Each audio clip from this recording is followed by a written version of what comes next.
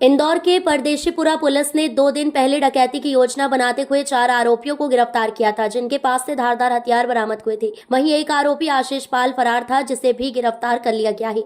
वहीं पुलिस ने आशीष पाल पर 40 से अधिक अपराध दर्ज है।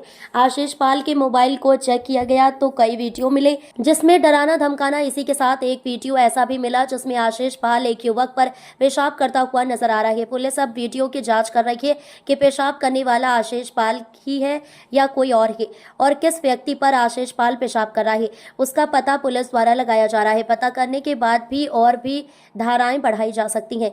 बहरहाल पुलिस द्वारा आशीष पाल को जेल भेज दिया गया है। लूट की योजना बनाते हुए कुछ आरोपियों को गिरफ्तार किया था, जिनके मोबाइल से कई तरह के वीडियो भी मिले हैं जो लोगों को भटका रहे हैं। देखिए, इलेक्ट्रॉनिक मीडिया के माध्यम से और अन्य माध्यम से एक वीडियो बताया जा रहा है जो कि आशीष पाल का है, जो कि आरोपी अरेस्ट किया गया परदेशीपुरा में डकैती की योजना के तहत, और उसको चोटें भी आई है, उसने भागने की कोशिश की थी। और इसमें चूँकि ये जो वीडियो है इसको वेरीफाइड किया जा रहा है। ये कब का वीडियो, क्योंकि वीडियो काफ़ी पुराना लग रहा है। इसमें ये कब का वीडियो है, किसके साथ ये घटना हो रही है, और इसमें डेफिनेटली इसको आइडेंटिफाइड किया जा रहा है। आइडेंटिफाइड किए जाने के बाद इसमें तदनुसार वैधानिक कार्रवाई की जाएगी। आशीष पाल फिलहाल अभी उसको जेल भेजा जा रहा है और ऑलरेडी उससे अरेस्ट कर लिया गया परदेशीपुरा पुलिस के जो थाने की टीम के द्वारा। और अभी वीडियो कहाँ का है और किसका है, कौन व्यक्ति है, इसमें इसी सारी चीज़ों का को जांच में ले लिया गया। जांच के आधार पर वैधानिक कार्रवाई की जाएगी।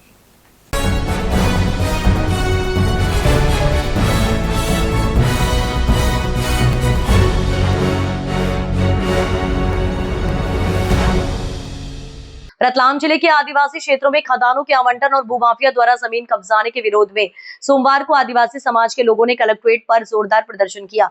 हाथों में नारे लिखी तख्तियां लेकर ग्रामीण रैली के रूप में पहुंचे और धरने पर बैठ गए। प्रदर्शनकारियों ने अपर कलेक्टर को ज्ञापन देने से इनकार कर दिया और कलेक्टर मिश्रा सिंह को बुलाने की मांग पर अड़े रहे। करीब 2.5 घंटे बाद कलेक्टर बाहर आई और कलेक्ट्रेट की सीढ़ियों पर बैठकर कलेक्टर मैडम ने ग्रामीणों की समस्याएं सुनी। हालांकि उन्होंने ज्ञापन नहीं लिया। कलेक्टर ने कहा कि उन्हें पदभार संभाले अभी कुछ ही दिन हुए हैं और वे खुद गांव जाकर समस्याओं को समझेंगी और समाधान करेंगी। प्रदर्शन में जिला पंचायत उपाध्यक्ष केशुराम निनामा, दिनेश माल सहित कई सरपंच और ग्रामीण शामिल हुए। ग्रामीणों ने आरोप लगाया कि ग्राम सभा की अनुमति के बिना खदानों के लिए NOC जारी की जा रही है और आदिवासियों को उनकी जमीनों से बेदखल किया जा रहा है। कलेक्टर ने महिलाओं के एक समूह से मुलाकात की और कहा कि दिवाली के बाद गांव में जाकर समस्याओं का समाधान किया जाएगा। जिला पंचायत उपाध्यक्ष नीनामा ने चेतावनी दी कि अगर मांगे नहीं मानी गई तो ग्रामीण धोलावाड़ का पानी रोक देंगे। कलेक्टर मिश्रा सिंह ने बताया कि ग्रामीणों की समस्याएं सुनी गई हैं और विधायक से भी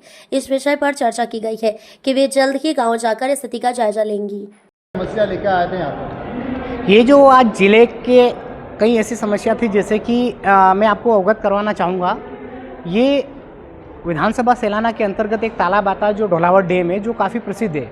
वहाँ पर जो विस्थापित हुए लोग 1984 में जब उनको विस्थापित किया गया था, जब तालाब बना था, तो उनको इसलिए किया गया था कि आपको वन अधिकार का पट्टा और साथ ही हम लोग वहाँ पर पट्टा बनाकर आपको वहाँ पर भेज रहे हैं। तो आज ये कंडीशन है कि 1984 से आज 2025 हो गया, एक व्यक्ति को भी पट्टा वितरण नहीं किया गया है। और उनको अभी कल परसों में एक बुलडोजर भेज के, उनको JCB भेजकर उनको मकान और वहाँ के जो जितने भी राजस्व की भूमि है, सारे भूमि के ऊपर अतिक्रमण कर वहाँ पर खदान खोली जा रही है, जो कि सरासर गलत है। उसी के विरोध में आज क्या रहा, डिस्कस क्या रहा था? आज सामान्य कलेक्टर सर को हमने सभी के सामने अवगत कराया है, ज्ञापन के तौर पे हमने उनको अवगत करवाया है, उनने संतुष्ट किया है। हम दीपावली के बाद 8 दिन के भीतर कैसे भी करके हर समस्या का समाधान कराएंगे। और साथ ही जो मेडिकल कॉलेज के पीछे एक बंजली करके एक गाँव है, वहाँ पर भी 650 की आबादी है, तो उनको भी वहाँ से विस्थापित करने का बता रहे हैं, जबकि वो भी 16 ईयर 60 साल से वो वहाँ पर निवास कर रहे हैं, उनको भी हटाने की बात कर रहे हैं। तो सरासर ये जो चीज़ें हो रही है बिल्कुल गलत हो रही है। इसी के विरोध आक्रोश में आज जिला कलेक्टर सर को हमने आके अवगत कराया है। तुरंत ही उन्होंने आश्वस्त किया है कि 8 दिन के भीतर हम ये चीज़ें करेंगे। कलेक्टर को आने में टाइम लग गया, आपका ज्ञापन भी नहीं दिया उन्होंने। जी, मैं आपको अवगत करवाना चाहूँगा। हम भी काफ़ी 2-2.5 घंटे से यही चीज़ें देख रहे थे। उसमें हमारे एडीएम साहब जो शालिनी श्रीवास्तव मैडम थे, जो उनने हमको बताया है कि जिस प्रकार से आप हमें 5 व्यक्ति को आप अंदर लाके अवगत करवा दीजिए और हम लोग बता देंगे। तो हम लोग इस चीज़ से संतुष्ट नहीं। मैं भी एक लोकतांत्रिक व्यवस्था के माध्यम से जीता हुआ व्यक्ति हूँ, वर्तमान जिला पंचायत का उपाध्यक्ष हूँ। अगर मेरी बात नहीं मानी जाती तो मुझे ऐसा लगता है कि कलेक्टर सर का जो चीज़ें हैं वो थोड़ी सी ऐसी लगी है। मानते हैं अपन नए हैं, आए हैं, समझने में समय लगेगा, लेकिन फिर भी आपको दबे कुचले पीड़ित व्यक्ति की बात सुनना पड़ेगी। क्या करेंगे आगे अगर नहीं अगर यही चीज़ें अगर नहीं होती है, अगर समस्या का समाधान नहीं होता है, तो मुझे लगता है कि पूरे ज़िले का बल भी कम पड़ जाएगा, क्योंकि पब्लिक ही पूरे ज़िले के जितने भी जो भाई है, मैं कह रहा हूँ कि मिनिमम 50,000 के समथिंग की पब्लिक आके जिला कलेक्टर में धरना देगी। तो पानी रोकेंगे? बिल्कुल, यू आर राइट भाई। जब ढोलावर डैम सैलाना विधानसभा क्षेत्र के अंतर्गत बना है, पूरा रतलाम पानी पी रहा, हमें कोई असंकोच नहीं, लेकिन जो लोग वहाँ पर स्थापित किए आपने, कम से कम उनको तो चिंता जताएं। 1984 से आज 2025 समय हो गया है। इतने समय में भी अगर गवर्नमेंट और यहाँ के जितने भी लोग हैं उनकी अगर नींद नहीं खुली है, तो मुझे नहीं लगता है कि इनका चिंता का विषय और इन दबे कुचले पीड़ित वर्ग के लोगों को उठाने का है। मुझे नहीं लगता है कि इन लोगों को ऊपर ले जाने की बात कर सकते। मैं केशु नीनामा, रतलाम जिला पंचायत उपाध्यक्ष। जी मैम बताएं, ग्रामीण मिलने आए थे, फिर आपको मिलने जाना पड़ा, क्या पूरा इशू था, किस तरह आपने? इशू सिंपल था एक्चुअली। ग्रामीण जन अपनी बहुत सारी समस्याएं यहाँ से लेकर के आए हैं और उन्होंने आवेदन भी दिए हैं। मूल कुछ आवेदन वहाँ पे पट्टों को लेकर के हैं, कुछ आवेदन उनके ऐसे हैं कि उनकी पीएम आवास की उनको स्वीकृतियाँ होनी हैं। इसके बारे में संज्ञान में मुझे पूर्व में वैसे ही यहाँ पे जो आपके विधायक ग्रामीण हैं उनके बारे में उनसे जानकारी पहले ही लग गई थी, पर ऐसा हो सकता है कि जो जानकारियाँ हमको पता लगी हैं कि शायद वो धरातल पे उतने अच्छे से क्रियान्वित नहीं हो पाए, जिसको लेकर के यहाँ पे लोग आए थे, उनकी भी बात सुनी गई थी। सबके अपने छोटे छोटे बहुत सारे इशू हैं, किसी के कुछ पर्सनल हैं, किसी के कुछ कम्युनिटी में हैं, और बेहतर यही है कि हम लोगों ने डिसाइड कर रखा है कि आगे चल के वैसे भी पूरे ज़िले का भ्रमण एक हम लोग करते ही हैं, मौके पे जा कर के हम लोग चीज़ों का निपटान करें। Thank you.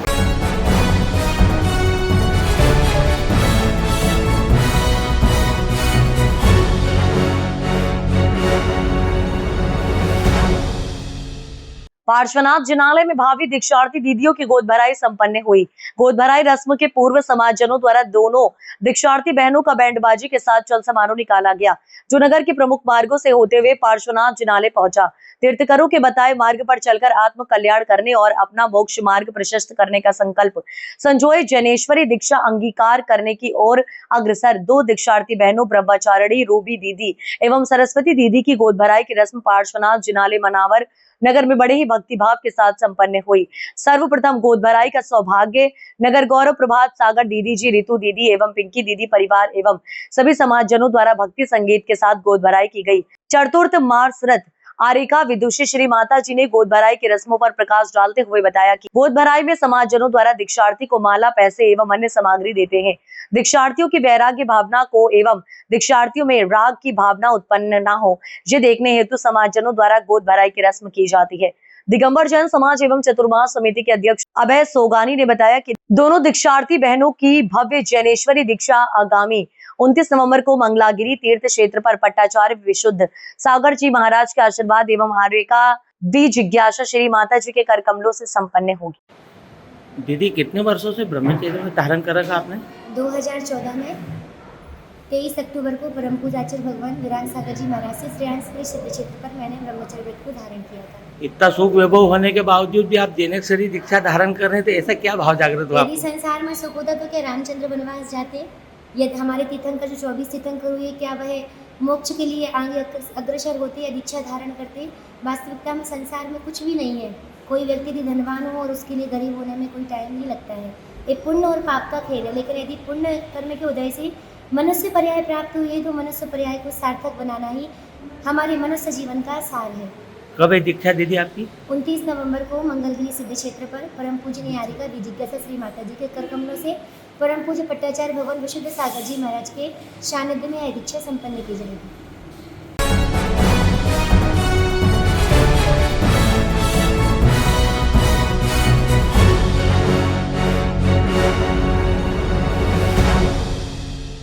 आजाद नगर में राष्ट्रीय स्वयंसेवक संघ आरएसएस के शताब्दी कार्य वर्ष के उपलक्ष्य में रविवार को नगर में पथ संचलन निकाला गया। इस संचलन का नगरवासियों ने कई स्थानों पर पुष्प वर्षा कर स्वागत किया। संचलन मंडी पैदान से प्रारंभ होकर नगर के प्रमुख मार्गों से होते हुए पुनः उसी स्थान पर संपन्न हुआ। संचलन से पूर्व एक बौद्धिक कार्यक्रम आयोजित किया गया। मंच पर मुख्य अतिथि स्वयंसेवक संघ के कार सिंह जी सोलंकी, जिला कार्यवाह अलीराजपुर तक सिंह जी चौहान, खंड कार्यवाह चंद्रशेखर आजाद नगर निर्मल जी, आदिवाल प्रांत छात्रावास कार्य प्रमुख मालवा केंद्र सुदर्शन भवन इंदौर उपस्थित रहे।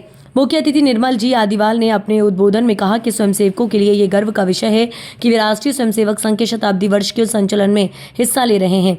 संघ का इतिहास और देश की आज़ादी में संघ के योगदान की बात कही और कहा कि वर्तमान में समस्त हिंदू समाज को शाखा में भी आना चाहिए। राष्ट्रीय स्वयंसेवक संघ समस्त हिंदू समाज को संगठित करने का कार्य करता आ रहा है और ये अवसर पूर्व स्वयंसेवकों के परिश्रम से प्राप्त हुआ है। वहीं जिला कार्यवाह कार सिंह जी ने बताया कि देश पिछले कई वर्षों से संघर्षरत है और इस संघर्ष में कई वीर सपूतों ने बाहरी आक्रांताओं की शक्ति को पहचान कर उन्हें परास्त करने का काम किया है। बौद्धिक कार्यक्रम के पश्चात सभी स्वयंसेवक घोष की धुन पर कदमताल करते हुए नगर के मुख्य मार्गों से गुजरे। इस दौरान मातृशक्ति और समाज बंधुओं ने संचलन में सम्मिलित स्वयंसेवकों का पुष्प वर्षा और जय घोष के साथ अभिनंदन किया।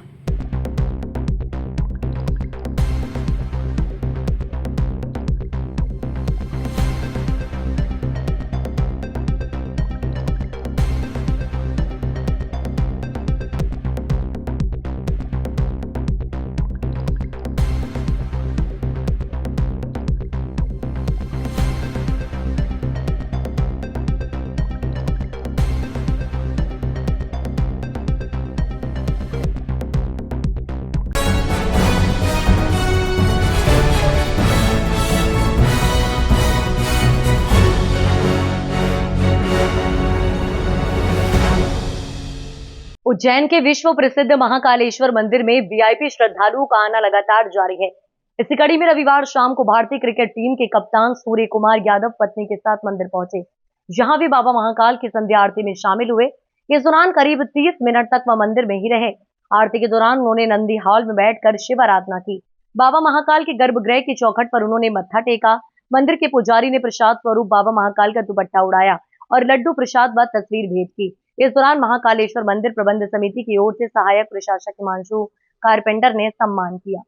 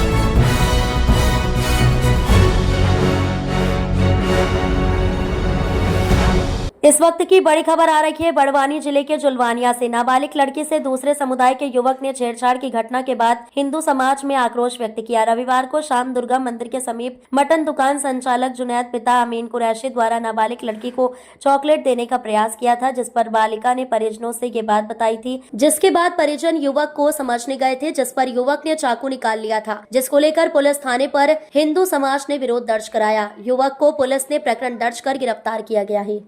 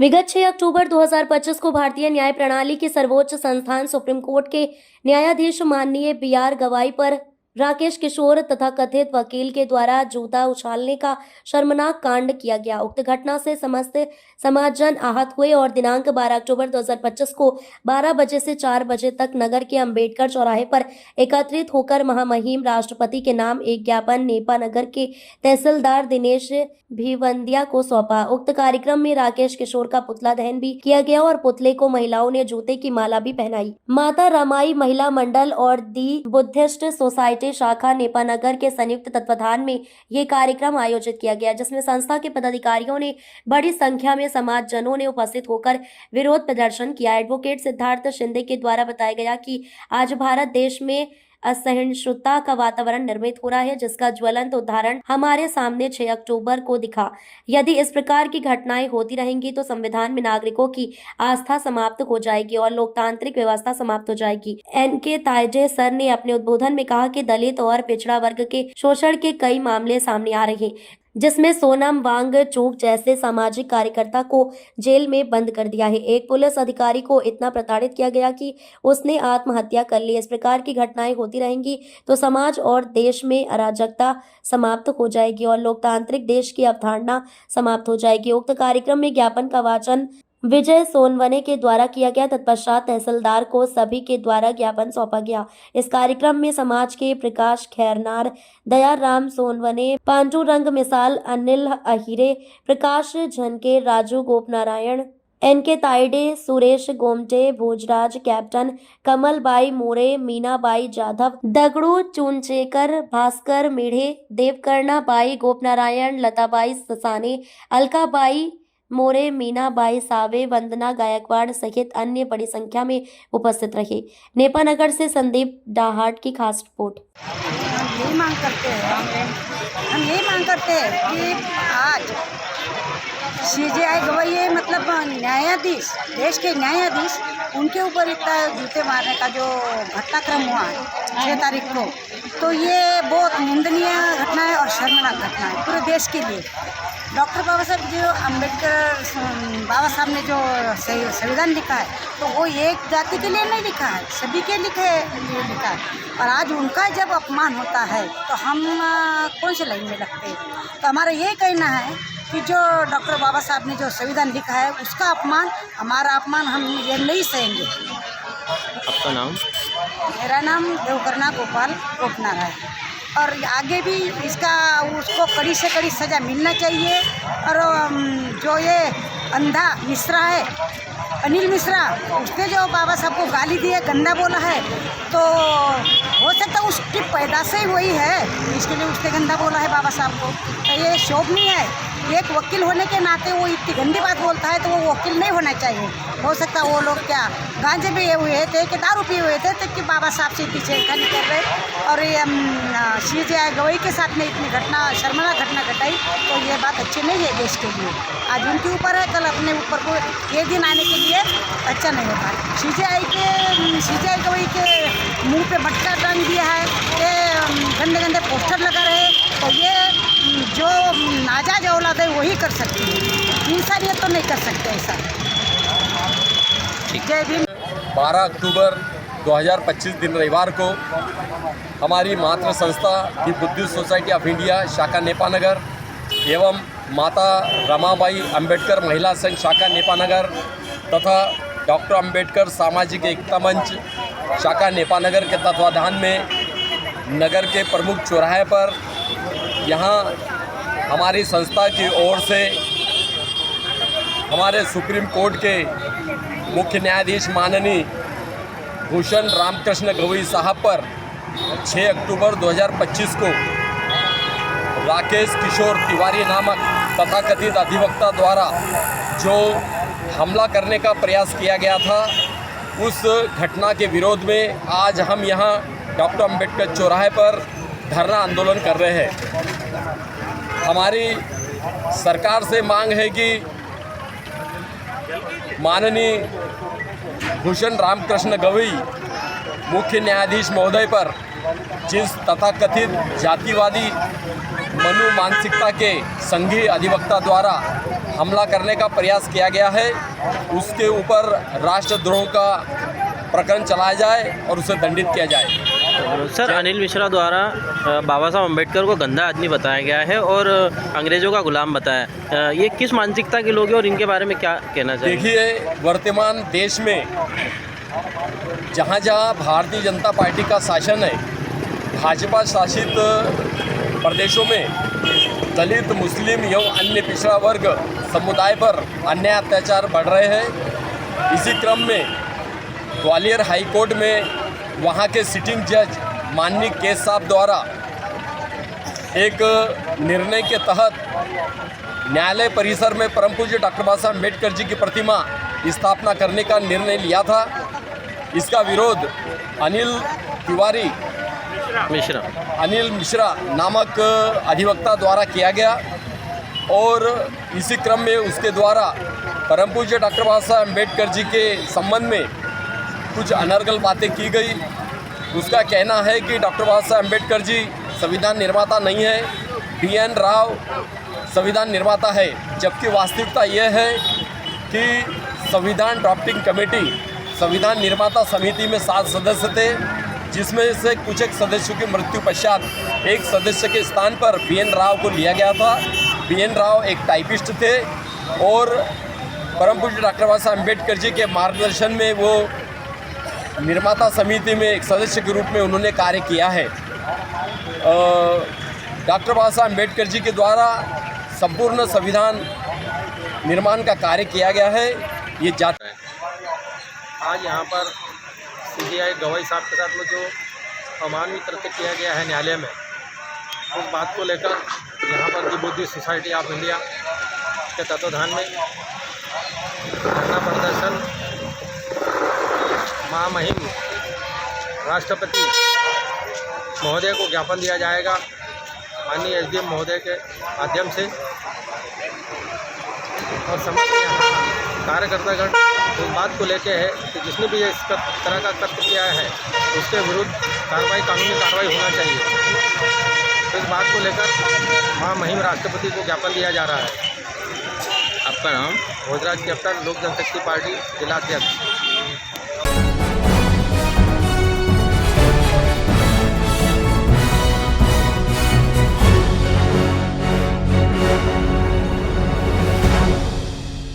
खरगोन जिले के कसरावत वन परिक्षेत्र के सामेडा फाटा के पास अज्ञात वाहन की टक्कर से बीती रात एक तेंदुए की मौत हो गई। कसरावत पिपलगौन मार्ग पर सामेडा फाटा के पास रविवार की रात तेंदुए का शव मिलने पर हड़कंप मच गया। मृतक मादा तेंदुए की उम्र करीब 6 माह बताई जा रही है।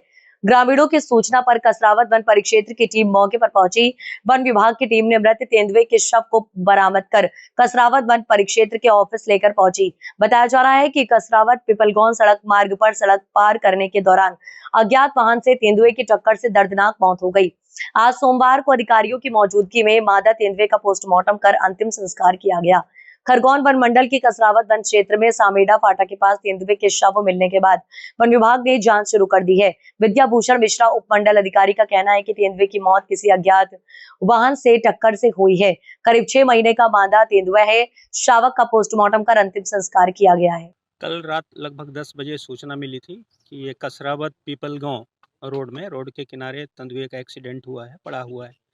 इसके तत्काल बाद हमारे जो फॉरेस्ट ऑफिसर्स हैं वहाँ पे मौके में गए और वहाँ पे डेड बॉडी को रेस्क्यू किया, प्राइमरी इन्वेस्टिगेशन भी किया और सुबह होते ही हमने उस एरिया को पूरा कॉर्डन में ले लिया था और NTCA के प्रोटोकॉल के अनुसार वहाँ पे जो प्राइमरी इन्वेस्टिगेशन होना था वो किया गया।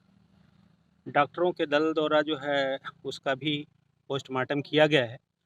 पोस्टमार्टम रिपोर्ट अभी आना बाकी है। चिकित्सकों के दल द्वारा जैसे ही हमको पोस्टमार्टम रिपोर्ट प्रदान की जाएगी तो हम कॉज ऑफ डेथ बता देंगे। अभी जो है पोस्टमार्टम के बाद जो है हम लोगों ने उसको शव को जला दिया है सर, और आगे की कार्रवाई जो है प्रचलन में है। हम लोगों ने उसमें बना अपराध पंजीबद्ध किया है और आगे अन्वेषण करेंगे। ये लगभग 6-7 महीने का शावक है और फीमेल शावक है लेपर्ड का। सर बिल्कुल प्रथम दृष्टया में तो रोड एक्सीडेंट ही लग रहा है, लेकिन आधिकारिक रूप से या तकनीकी रूप से जब तक हमको PM रिपोर्ट नहीं मिल जाती क्योंकि हमने हिस्टोपैथोलॉजिकल सैंपल भी कलेक्ट किए हैं। टॉक्सिकोलॉजी रिपोर्ट के लिए टॉक्सिकोलॉजिकल सैंपल भी कलेक्ट किए हैं, जो देश की प्रतिष्ठित संस्थान है, वहाँ पे हम टेस्ट के लिए भेजेंगे। तो वहाँ से रिपोर्ट आने पे हम आपको एग्जैक्ट चीज़ें बता सकेंगे कि कौन कौन से रीजन थे जिसके कारण इसका डेथ हुआ। लेकिन प्रथम दृष्टया जो है एक्सीडेंट लग रहा है, क्योंकि इसके हेड में काफ़ी इंजरी है, डीप इंजरी है। हेड बोन जो है पूरा रप्चर हो चुका है, टूट चुका है।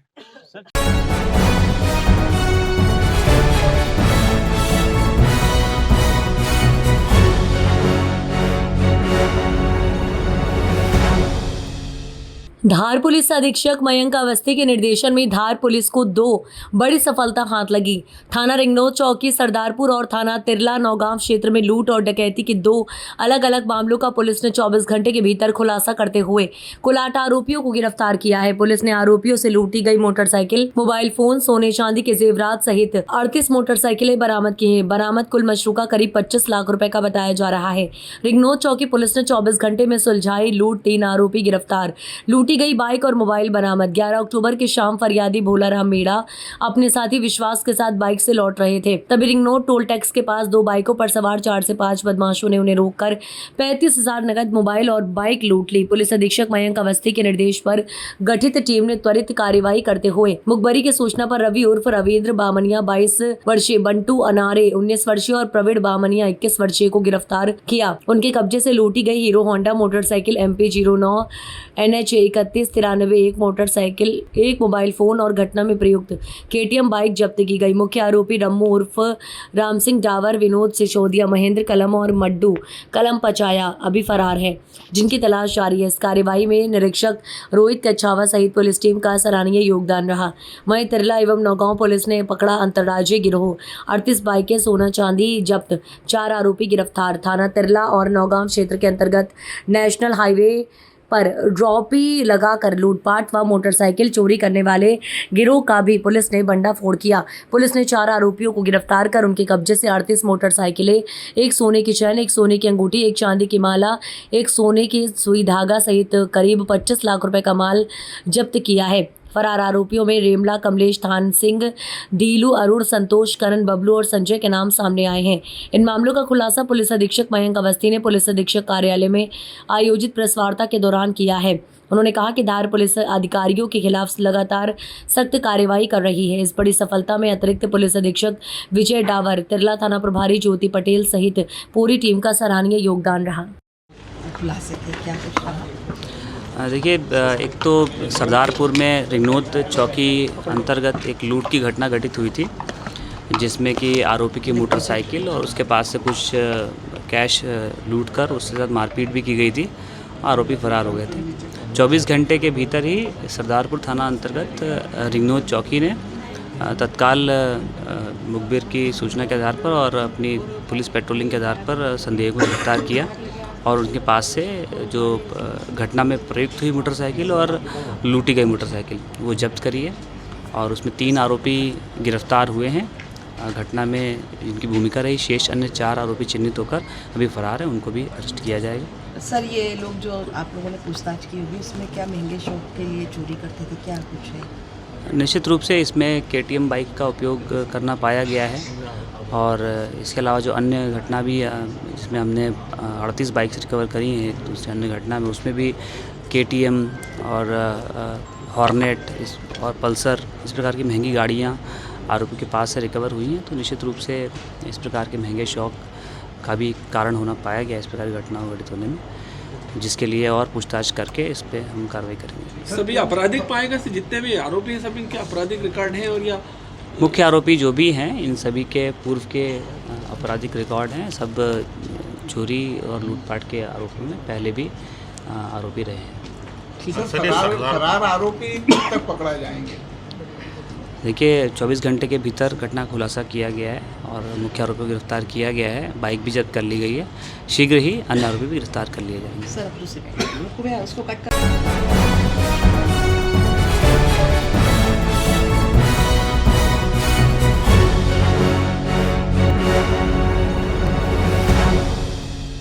खरगोन जिले के कसरावत के पिपलगोन रोड सामेड़ा फाटा के समीप रविवार रात सड़क किनारे लगभग 7 से 8 माह के तेंदुए के शावक का शव मिलने से क्षेत्र में सनसनी फैल गई। बताया जा रहा है कि शावक की मौत किसी अज्ञात वाहन की टक्कर से हुई है। ग्रामीणों ने जब सड़क किनारे पड़े तेंदुए के शव को देखा तो तत्काल इसकी सूचना वन विभाग को दी। सूचना मिलते ही वन विभाग की टीम मौके पर पहुंची और शव को सुरक्षित तरीके से वन विभाग कार्यालय लाया गया। सोमवार सुबह पशु चिकित्सकों की टीम द्वारा पोस्टमार्टम किया गया। प्रारंभिक रिपोर्ट में वाहन की टक्कर को मौत का कारण बताया गया है। पोस्टमार्टम के बाद वन विभाग ने सभी नियमों का पालन करते हुए शावक का अंतिम संस्कार किया। घटनास्थल पर नायब तहसीलदार, पशु चिकित्सकों की टीम और वन विभाग का पूरा अमला मौजूद रहा। इस घटना के बाद ग्रामीणों में वन्य जीवों की सुरक्षा को लेकर चिंता व्याप्त है। वन विभाग ने क्षेत्र में सघन सर्चिंग अभियान शुरू किया है ताकि ऐसे हादसे भविष्य में दोबारा ना हो। का एक्सीडेंट हुआ, क्या कुछ मामला? कल रात लगभग 10 बजे सूचना मिली थी कि ये कसरावत पीपल गांव रोड में, रोड के किनारे तेंदुए का एक्सीडेंट हुआ है, पड़ा हुआ है।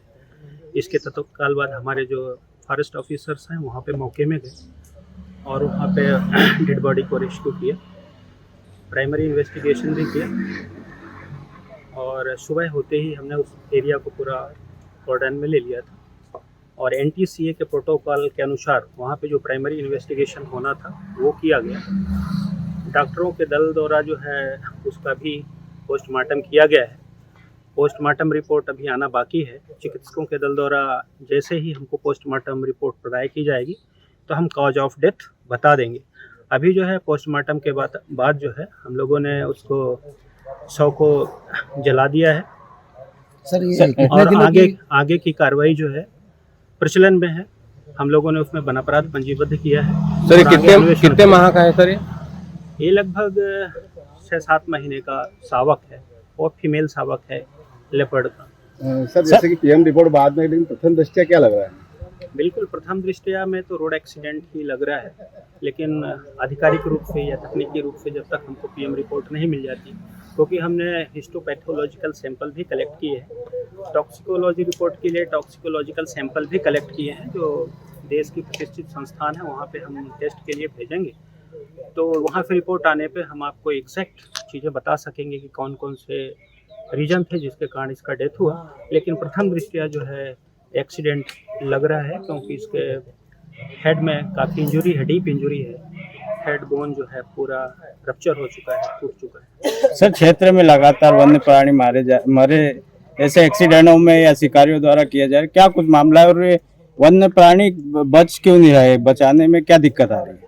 नहीं, कोई दिक्कत नहीं है। वन्य प्राणी देखिए, शिकार की तो यहाँ गुंजाइश नहीं है, शिकार तो हो नहीं रहा, लेकिन अभी जो घटनाएं हुई निश्चित तौर पे ये एक दुर्घटना है और वन्य प्राणी है, हमेशा से वन्य प्राणियों का मानव के बीच सह अस्तित्व रहा है, लेकिन कहीं ना कहीं हम लोगों का फ्रेगमेंटेशन हुआ है। जो हैबिटेट है, जंगल है, सिकुड़ रहे हैं, मानव आबादी बढ़ रही है, जंगलों पे हम लोगों का हस्तक्षेप बढ़ रहा है, तो ये आबादी के करीब आसपास घूम रहे हैं। जैसे भी ये वाला प्रकरण आपने देखा कि जहाँ पे एक्सीडेंट हुआ, एक साइड जो है केले का खेत है पूरा, दूसरे साइड जो है कपास का खेत था।